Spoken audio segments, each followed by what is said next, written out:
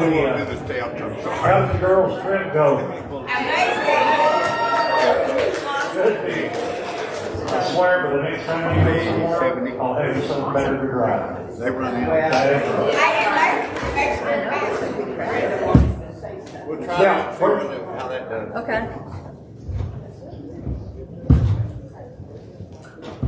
It was awesome. Now, this is a 1-hour service. Sorry. This really is not my language out there, I want y'all to know. But anybody that missed our retreat, I want you to know it was awesome. I think we blessed each other. Yes. Judy blessed us good. And, you know, God was with us, and it was just amazing. Yes. So we need a bigger bus, and we need more women going next year because Amen. you really, really will get a blessing from it. It was great. And Linda did amazing. Linda did amazing. Putting us together, keeping us organized, making us shut up at times. Which was not easy. That didn't happen, I know. With the 3 or 4 women I knew down, shutting up wasn't a big thing. You just wait, James. Anyway, it was amazing, and we do pray that more people go next year because there's plenty of room. Yes. Amen. That's a record. I've got a couple of updates on some of our sick folks. Donnie said that Teresa is home. They went out and saw her yesterday. She's doing a lot better. She's feeling pretty good. And she said she felt just a little bit better if she'd have been here this morning. But they're going to plan on trying to be here next week, I think. So that's good. David Bell, he is doing better. And he's plugging along, just like David always does. Brenda Hammonds, my wife, talked to her yesterday, and she's been released from her surgery, and she's no longer even has to go back or anything right now. Praise God. I've got some stuff I've got several things from Peggy. She's been a busy little bee. Third Sunday lunch will be next Sunday. There's coming Sunday, whatever. And I knew whatever I said would be right. They're going to have set up and new decorations on the 14th at 3:30. Some of gals can early in too if they want to. They can come help her out and give her a little break there with her, have her do some stuff. She says if you have any decoration ideas or whatever, get a hold of her and let her know. Okay, trunk or treat meeting. That'll be on Tuesday the 11th at 6:30. They're going to paint some posters and wrap candy bars and do some prep work for that. Anybody's welcome to come join us. Do what? Anybody's welcome. Anybody's welcome. Okay. Yeah, Billy Ray, you're welcome. You just can't even you. Do what? You just can't eat the candy. Yeah. Oh, yeah, candy, no candy. I put some candy up this morning and looked at we're keeping track of how much we got, and there's like 3,000 pieces in there already. We're going to have another Yeah. trash can. Yeah. That one's full. It's got a little bit of room, but it's almost full. On the trunk or treat deal, that's going to be on the Halloween day on the 31st of October, is that right? Put the glass, there we go. I can see. Help, Huh? help, Yeah. We want everybody that wants to participate in that. We set the cars up out here and get kids candy out of the cars. If you want to wear a costume, that's fine. We ask that you don't wear anything scary. A lot of the people are doing Disney characters and stuff like that. Do something fun. We don't want to try to get it. Do what? Devilish. No devilish. Yeah, no, yeah, nothing devilish, you know, none of the bad stuff. We have to Yes, sir. do a lot. Yes. Yes, hot dogs and chili, as we did last year as well. Yeah. You get hold of, if you want to order a costume, if you have something specific that you want, that's hard to say. Get a hold of Brenda, she's going to order some. They're And, selling out quick on Okay. costumes. if you want one, you better speak up. And we also have some costumes, I think, that they're going to put out in one of the Sunday school Yeah. rooms. Tuesday night, we'll get them out Tuesday night and hang out with them Okay. after classrooms. All right. And that way, if you see something there, you can use it, that'd be fine. Of course, we're doing donations. We're asking for candy, and we're doing real good on that. We're going to start collecting hot dog buns, hot dogs, and some chili. And we can take the hot dog buns. We've got a place to put those, and we've got a freezer to put the hot dogs in. So bring hot dogs. Last year, we took 325, I think. Henry Mitchell was the chef that year, and he got started looking at hot dogs. He didn't want one for another year. You mean, you're not saying Henry, you mean Herman. Do what? You mean Herman, not Henry. Not Herman, yeah. I'm sorry. Henry's the brother. He'll answer me anything, though.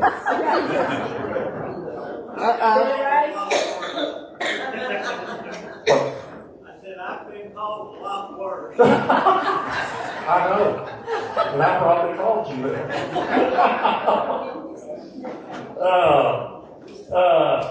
Anyway, we need to start getting the trunk or treat stuff together.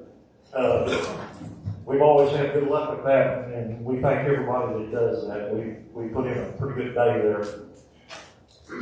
Anything else? New birthdays and anniversaries? Everybody that has a birthday this month, stand up and smile. Okay, we got two birthdays wrong on that. Billy Powell and David Bell, both of their birthdays were yesterday and not the 7th. 78, Brenda? 78? Go ahead. I'll get you for that. Happy birthday to you. Happy birthday to you. Happy birthday, God bless you. Happy birthday to you.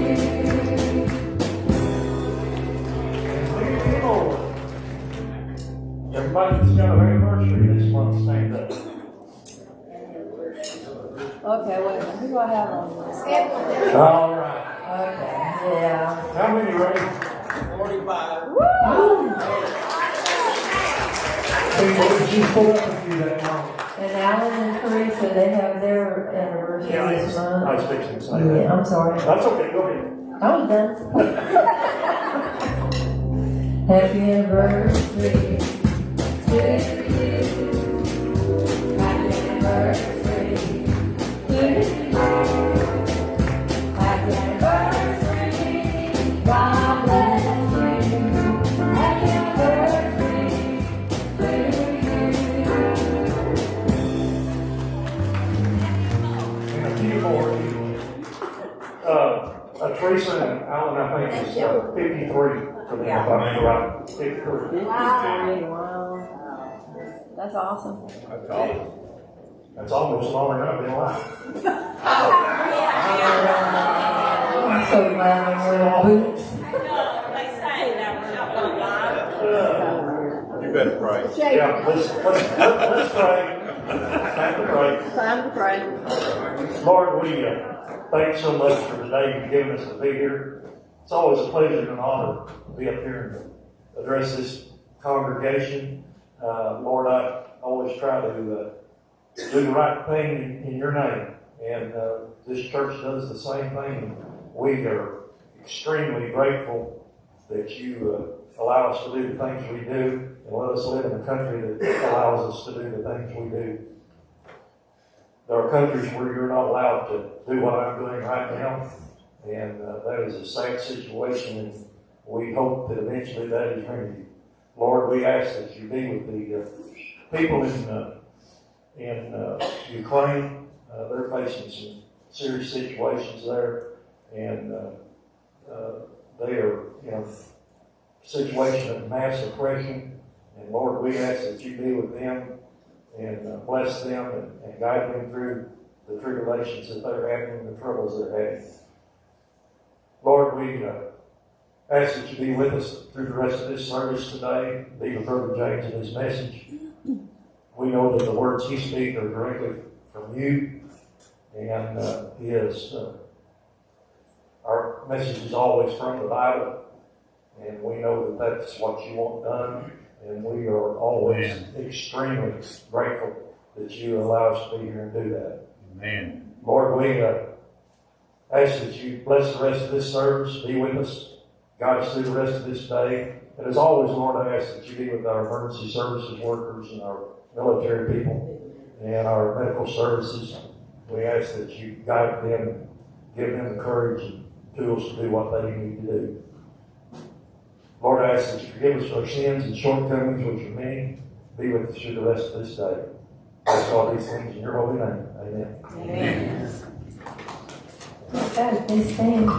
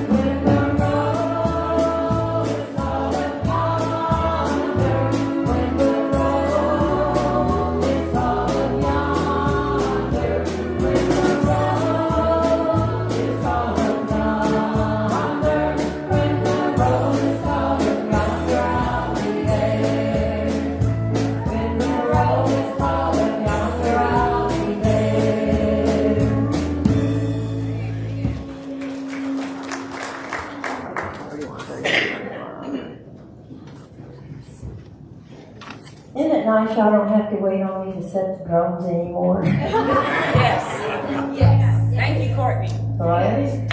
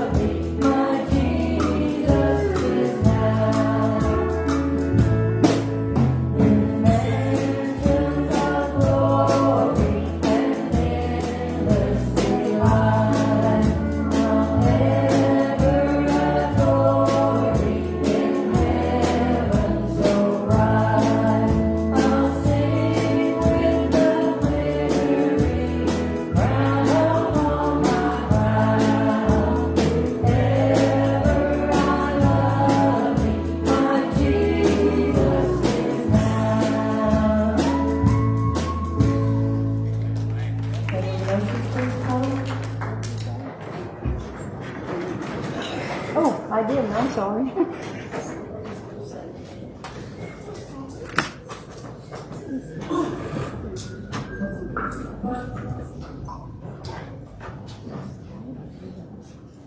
Let's pray.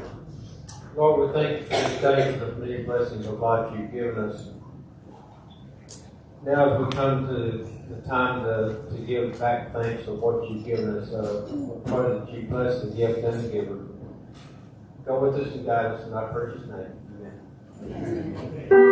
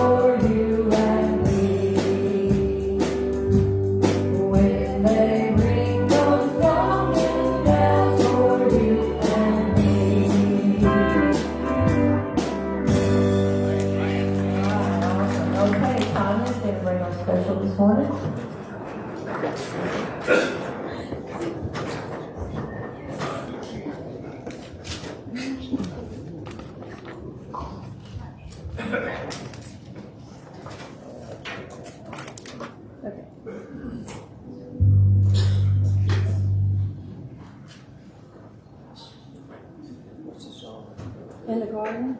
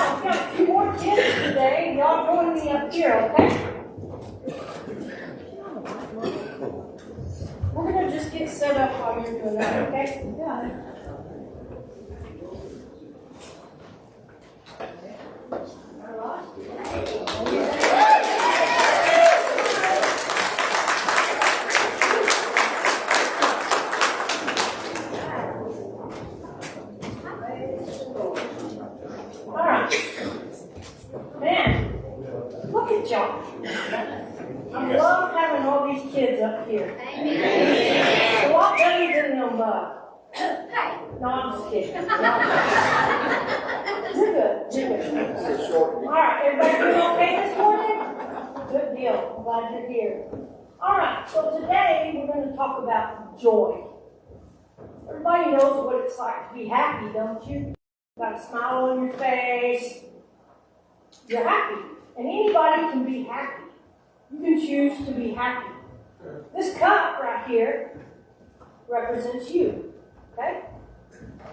So happiness is like this. You're full of happiness. That's all it does. It only fills up you, right? You have a smile on your face. So what's the difference between joy and happiness? Happiness fills up you all the way to the top. You're running around dancing, feeling happy. But joy comes from God. Amen. And this is what happens when you have joy. See, this red bowl represents everybody else. The world, your family, where we live, where we go to school. God gives you joy. And what does it do? It overflows. And it keeps going and going. Because God's joy never ends. Amen. It goes on and on and on and on. Let me read a verse to you. I forgot my book. Yeah. Anybody see my book? TJ? Thank you. All right. Romans 15:13 says, "May the God of hope fill you with all joy and peace as you trust in Him, so that you may overflow with the hope by the power of the Holy Spirit." And Psalm 23:5 says, "You prepare a table for me in the presence of my enemies. You anoint my head with oil, my cup runneth over." Amen. So with God, we can be happy. We can also have joy. We don't want to keep that to ourselves.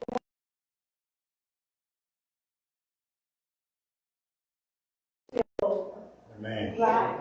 Amen. So let's pray. Thank you, God, for these awesome kids here this morning. Amen. I thank you for all that came this morning to choose joy and know that that only comes from you, and help us to share that with others and help it to overflow from us to the people.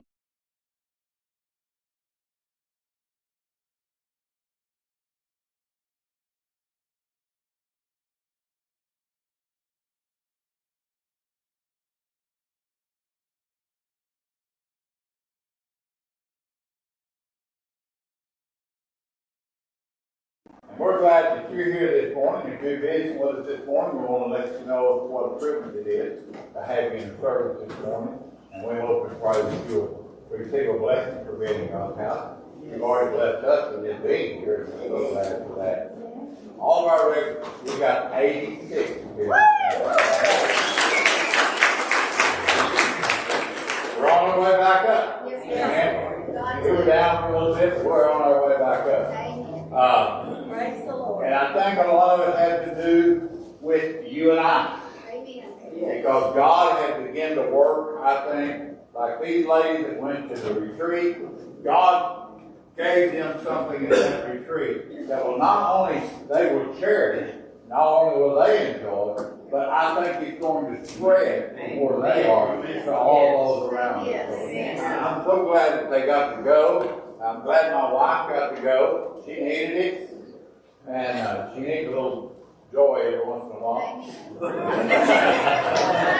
So she has to live with me. I'm grateful. Yeah. We're so thankful for our band and our singers this morning. We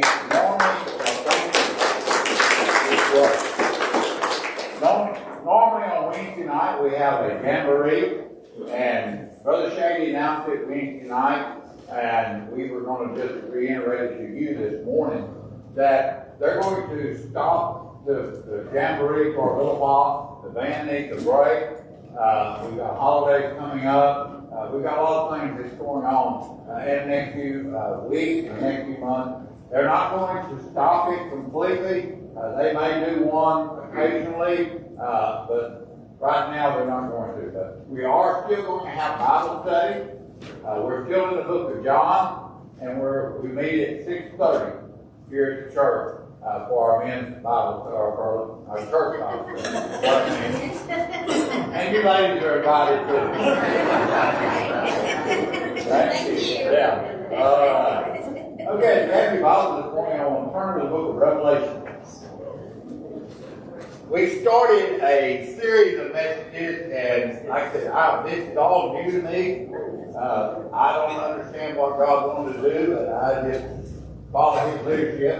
He's a lot smarter than I am, and He knows a lot better. what you need as a church, what you need as an individual, and what you need in your home, your family, or whatever. The book of Revelation contains a lot of different things. The seven churches that he talks about in the book of Revelation, they are given as a fourfold message to you and I as a church.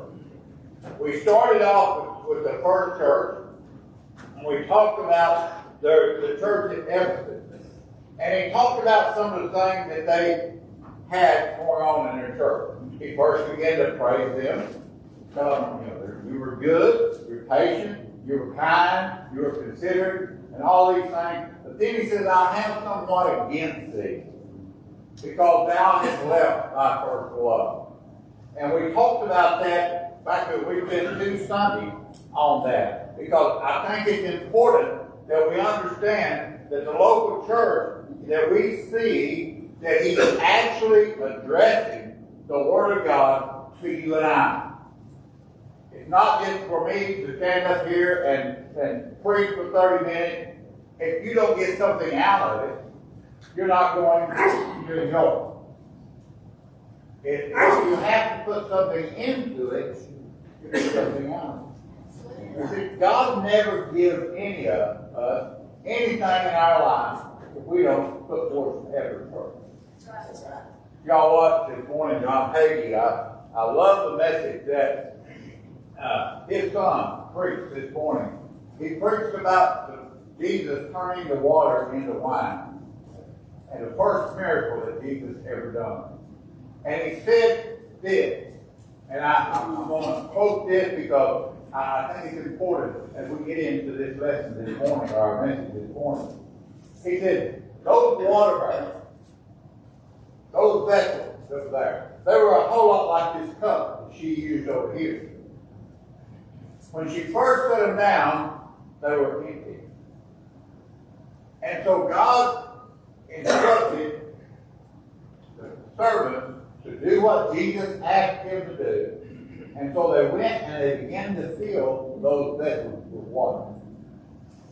And I love the way he said that. They looked in there and said, is it wine yet? No, I don't see any wine. They brought more water. Is it wine yet? No, I don't see no wine. And they filled all of them with water. Then Jesus did the impossible to turn water into wine. You know, if you know anything about wine, wine takes a long time to ferment. Grape juice you can buy off the shelf at Lowe's. But to buy wine, you just don't go out and gather the grapes and have wine the next day. It takes some time. How long did it take Jesus? Instantly. What man can do, God can do, and he can do it right now. Right now. Let's look at the second church. Revelation chapter 2. We're going to begin in verse number 8. And we pick up the church by the name of Samaria. He says, and unto the angel of the church at Samaria, write these things, saith the first, the last, which was dead and is alive. I know thy works, and thy tribulation, and thy poverty. And then in my Bible, I have added in parentheses, but they were rich. Why did God instruct John to add that right after they said they were poor? To find out what it is.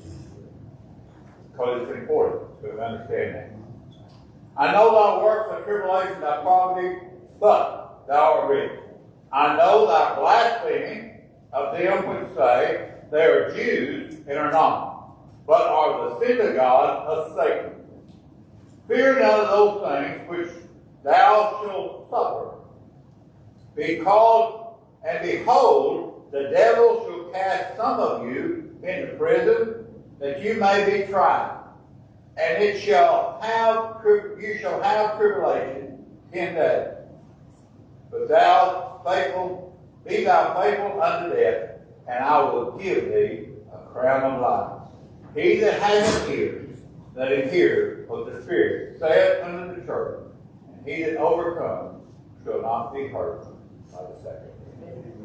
That's our Lord. Father, we thank you so much this morning for the privilege we have of standing in this holy place.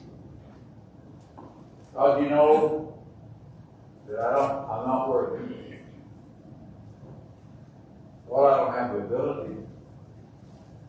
I don't have the talent to be able to stand and teach and preach your word. Lord, I'm totally, completely depending on you to use us in a great and mighty way this morning. God, I ask you to fill us with your Spirit. God, may we preach your message with a power and a simplicity, God, that it needs to be preached. And when it's all said and done, we will give you the honor and the glory and the praise for it all. Because it's in Jesus' name, Amen. He talked to the first church about their loss and life of love.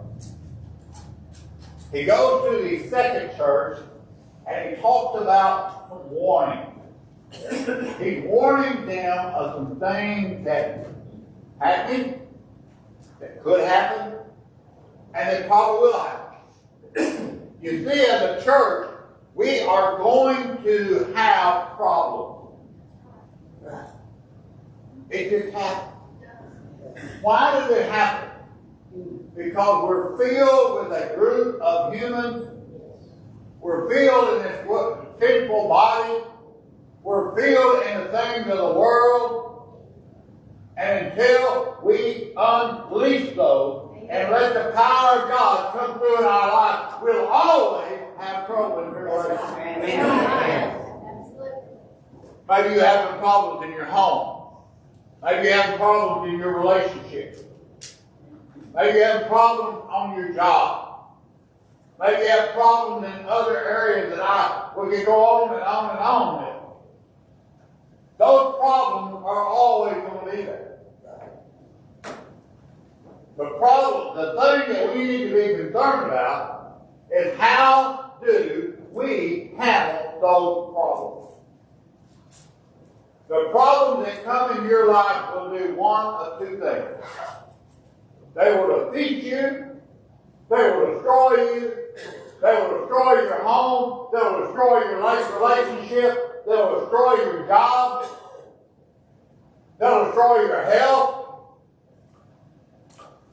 Or you can use that as a learning period and how to overcome.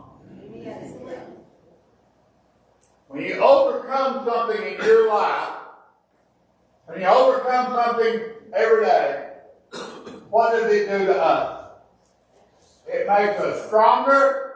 It makes us more in love with God, more in love with our family, more in love with that person that you got. Because why? Something brought something in your life that caused you to look at your own life and say, I have a problem. I have a need. And I have to go to only the source that can give that to me, and that's Jesus Christ himself. You see, all things come from God. So God said you need to be prepared for tribulation. You need to be prepared that troubles are going to come. You need to be giving you a warning. And folks, we need to take heed to that warning. So how do we handle it? Well, I'm glad you asked. Turn with me to the book of Ephesians. God gives us an answer. You see, everything that you have going on in your life, no matter what it is, God has an answer. There's an answer in this book for every problem that you will ever face in your life. Amen. But the only way that you're going to find it is you're going to have to look at it. That's why he told us to study, to show thyself approved unto God, a workman that needeth not to be ashamed, but rightly dividing the word of truth. The word of truth is here. How do you divide it? The way you accept it and receive it. Do you try to analyze what God is saying? Do you try to second guess what God is saying? Maybe you disagree with what God is saying. But no matter, it doesn't change the fact that this book has all of the answers, and as long as you allow God to use it, and you believe what He says in His Word, He said His Word will never return unto you void. Amen. It will never return. So what is the writer of the book of Ephesians? How do we prepare ourselves? How do we get ready? Because it's going to come. You're going to face some persecution. You're going to face some problems in your life. That may help. Mama's going to get mad at you. And God, we know it don't take much to do that. Because we're human. And we don't react the way they think probably react. And what does that do? Makes it even matter. I love the story of the two golfers. They were out playing golf. One of them looked at the other one and said, I'm getting a divorce. The other one was putting, he said, well, I hate to hear that. He gets home. He tells his wife, honey, Bill and his wife, Bill is getting a divorce. What does his wife do? Oh, well, what happened? Is he got somebody else? Has she got another man? What happened? He said, I don't know. What, did you ask him? He said, no. All Bill said was, he made a statement that he and his wife were getting a divorce. And that's all I needed to hear. End of conversation. It's over with.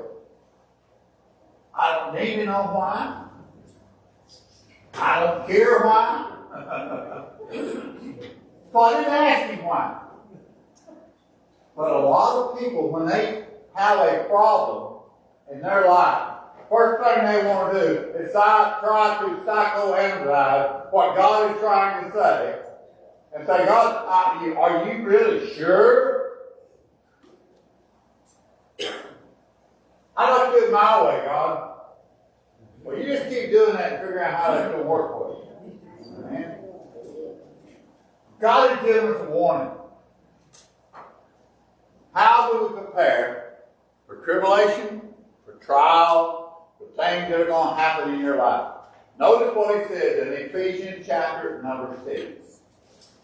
I told you the Bible has an answer for everything.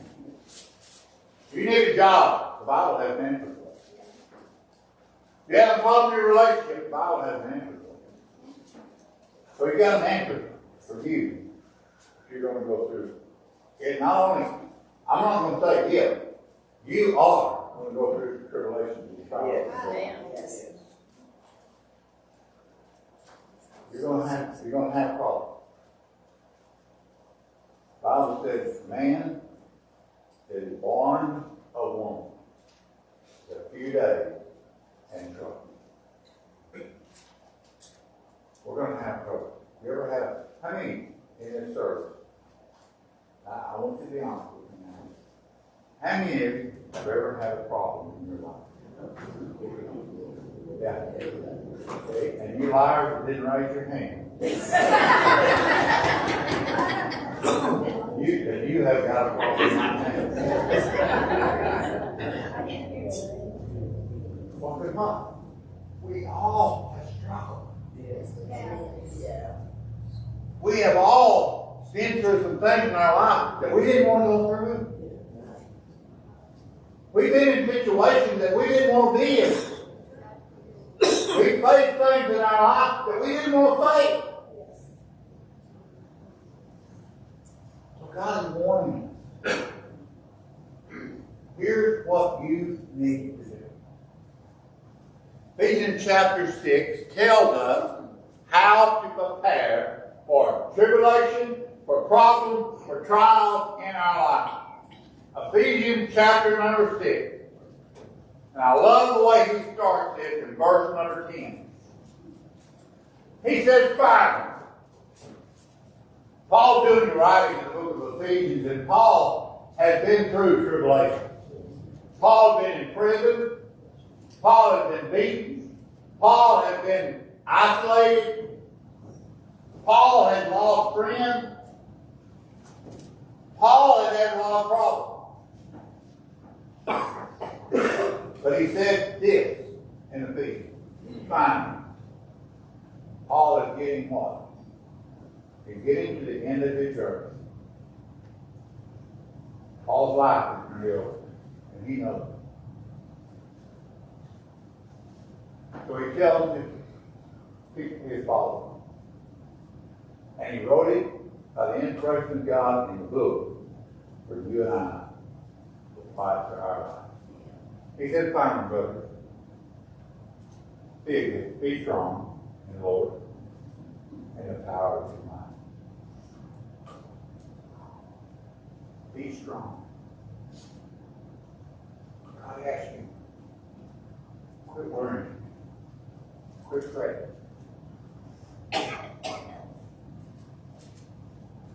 Quit going on Facebook and trying to find an answer. Google can't give you an answer.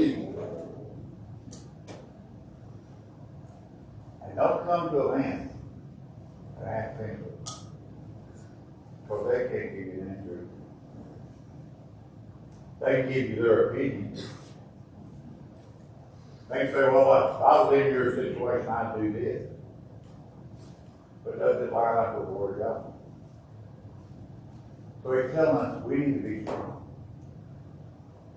We need to stand our ground.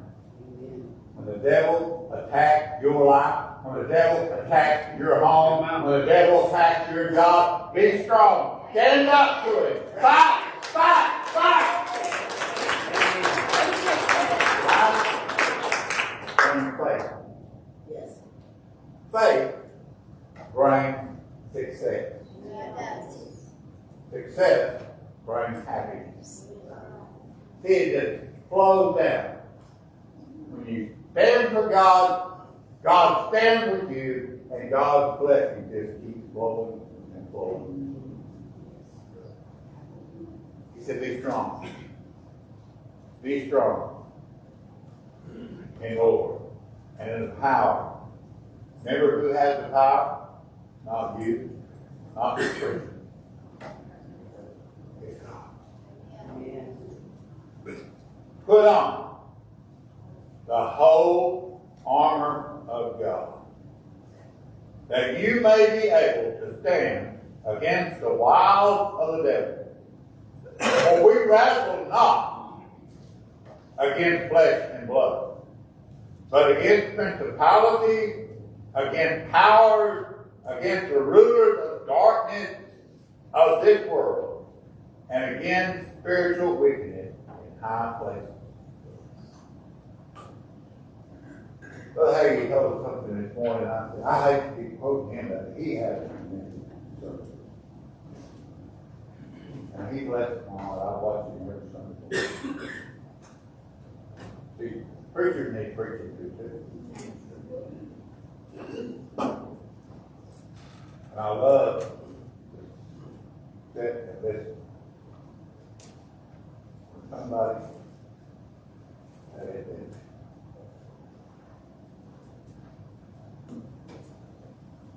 He went through a lot of trials, tribulation. You know what his biggest problem was? His marriage was very late. And he married before that was common. And he took a lot of ridicule. It took him a long time, and it took the people a long time to accept it. But he never stopped. He stood true to the Word of God. He stood true to marriage, to his wife. He said, I don't care what the world says about you. I love you. I know you love me. And we're going to get over this. We're going to carry on. They produced a son. He stands now as an associate pastor of that church and can preach and preach and preach. Yes, he can. I asked my wife this morning, but Haiti was sitting down with some of the preachers. Can you imagine how that Haiti see his son carrying on the word of God? And I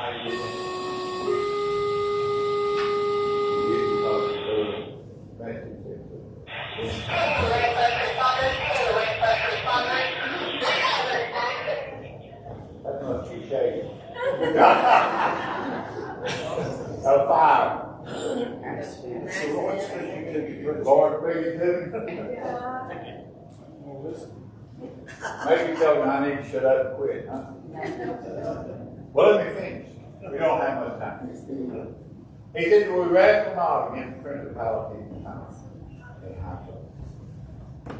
You know there's three heavens? You have the heaven that you see right here. Stars and moon. Then you have the second heaven. You know who's in that second heaven? The devil and his angels. The devil and his angels. See, he has a place also. And he's a ruler. Because the Bible says he's the ruler of the world. So if he's a ruler, he's got to have a kingdom.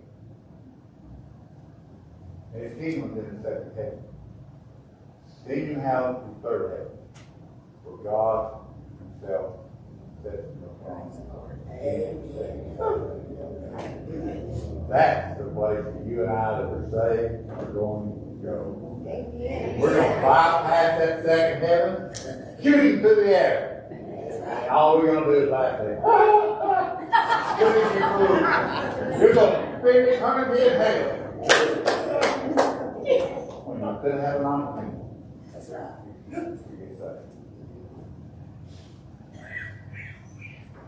Put on the whole armor of God, that you may stand. Let's finish this and I'm going to close. Wherefore take you unto you the whole armor of God, that you may be able to withstand the evil day. Having done it all, stand. Stand therefore, having your loins girded with the truth, and having your breastplate of righteousness, and your feet shod with the preparation of the gospel of peace. And then above all, take ye the shield of faith,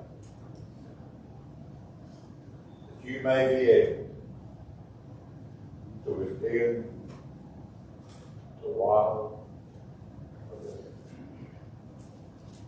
Take the helmet of salvation, the sword of the Spirit, which is the Word of God. Amen.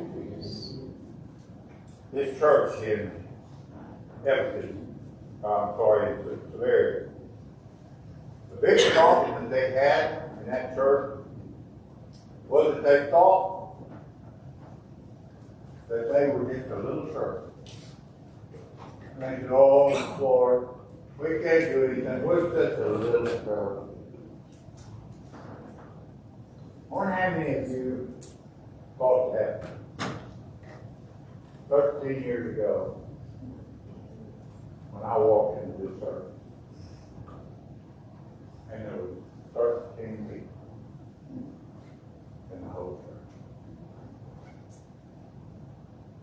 We had 2 men. And we'll have a men's fellowship right now. We'll have 14, 16, 18. But that is not on me. That is the hand of God working through you and I and us standing on the Word of God and believing that we'll pray, we'll preach, we'll get the best music program in the world. God will fill this building. Amen. But we have to do our part. He said, be prepared. Be prepared. So let me ask you a question this morning as we close. Those troubles that you're going through in your life, have you dealt with them? Are they still there? You get rid of it this morning. Last Sunday, I was so blessed. I almost jumped over the first 2 rows.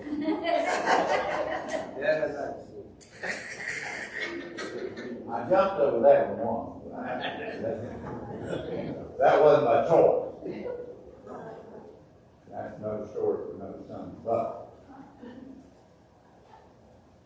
when the Spirit of God moves, and you see this altar filled, I'm talking about from that side all the way to this side, and some down on these ends.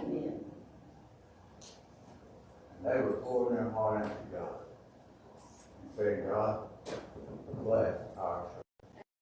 I know what they pray for. God told me what you.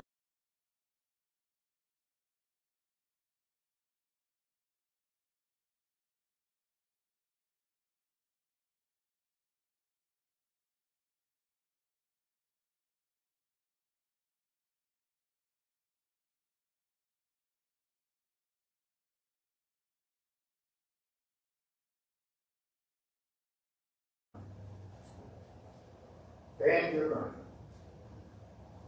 And then, when he says, after all of this, put you on the whole armor of God. Are you covered in the blood this morning? You know, that's the best armor you can have.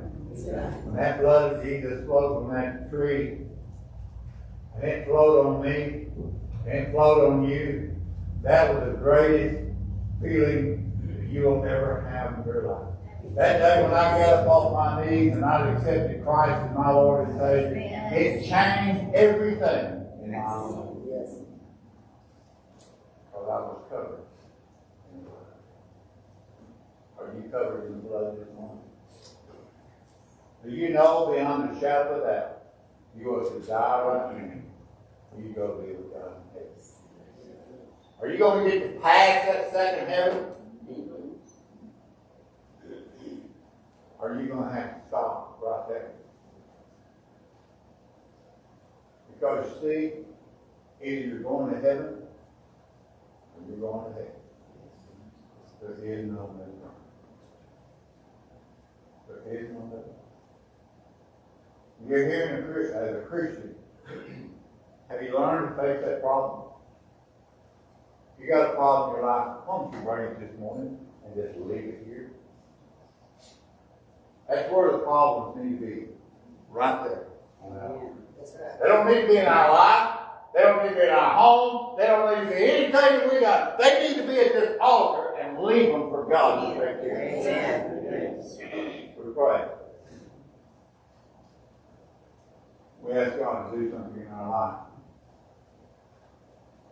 And the first thing we do is we go to God and start complaining.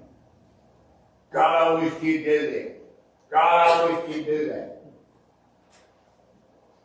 You know what God does? He has turned his head and walked away. He don't listen to you. You know why? He said, when you learn to pray, come back. And I'll do it.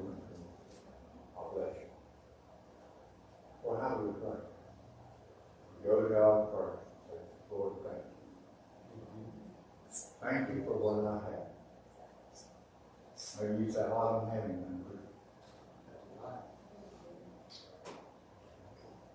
Take a deep breath. Blow it out. Tell me you don't have something in your life. God gave you the ability to get up and come to this church this morning. See, there's so many blessings in our life that we take for granted. And when we go to God and ask God to do something in our life, and we say, oh God, all I can do is complain. I'm just so sorry. I just don't have this. I said, shut up. Get your heart right with me, and then come back and ask me a question. Preacher, I don't like it. I don't care.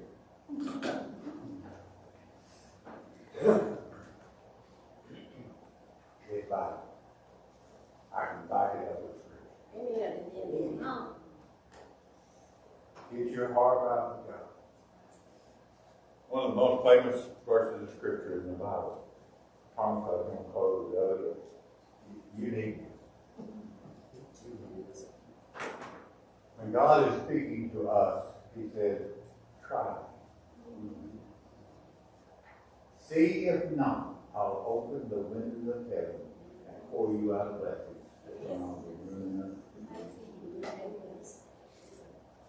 But He said, first, you have to do it.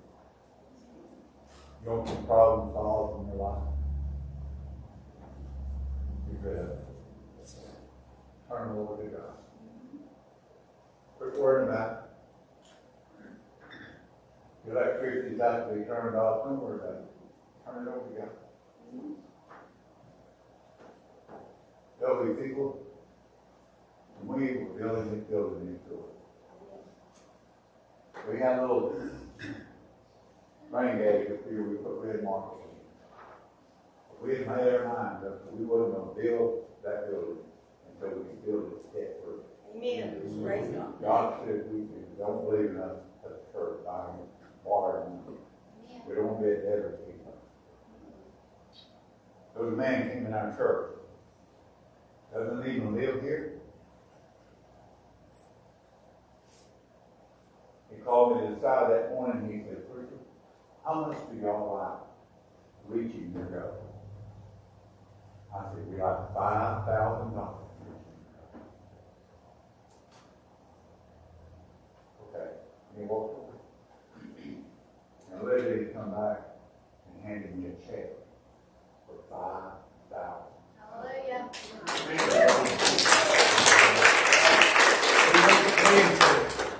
Now, build that building.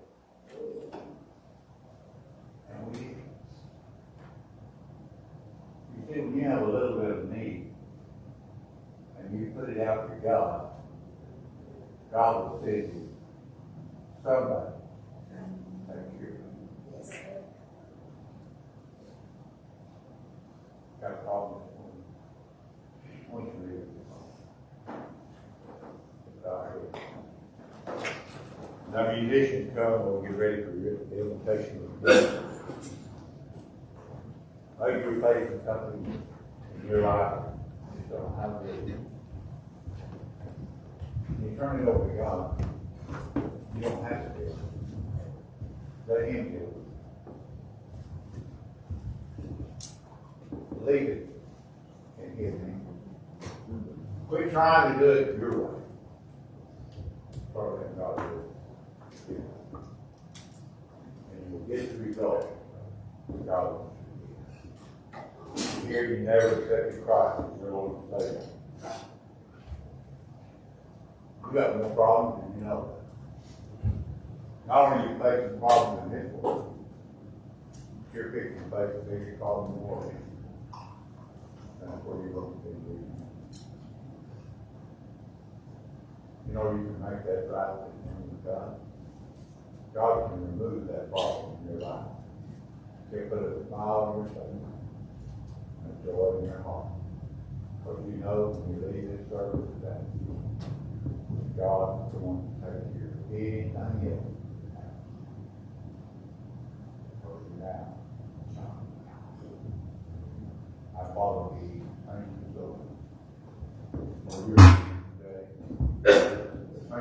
preaching grace. I pray God that we did exactly what you wanted us to do this morning. Lord, I ask for the result now to be your invitation. Not mine, invitation, God, we're going to give it to you. You look in our heart for the folks in this earth today. Those that are watching us by faith. And Lord, let them take care of whatever's going on in their life that they need. And Lord, give them the grace to turn it over to you. Lord, for that one that's lost, give them the courage to set out and come and let us take the word out. Have your will, your will. This invitation in Jesus'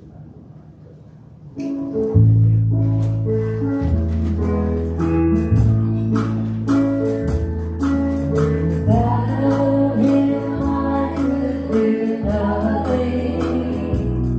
Without him I truly fail. Without him I would be drifting like a ship without a sail. Jesus, oh Jesus, we know him today. You can turn him away.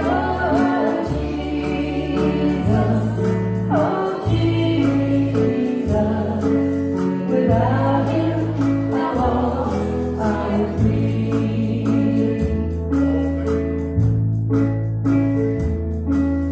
Without him I could be dying. Without him I'd be enslaved. Without him life would be hopeless. But with Jesus thank God I'm saved. Jesus, oh Jesus, do you know him today? You can turn him away. Oh Jesus, without him I'm lost, I'm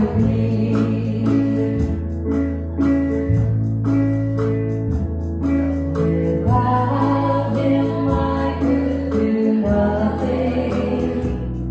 Without him I truly fail.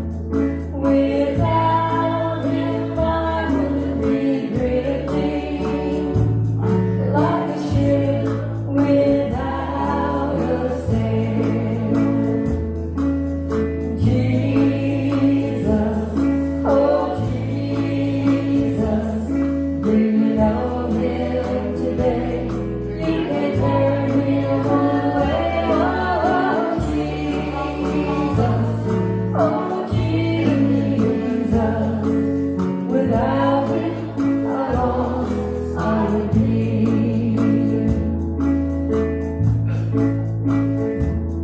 Without him I could be dying. Without him I'd be enslaved. Without him life would be hopeless.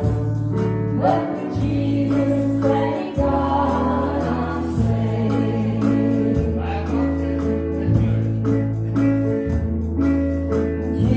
Jesus, oh Jesus, do you know him today? You can turn him away.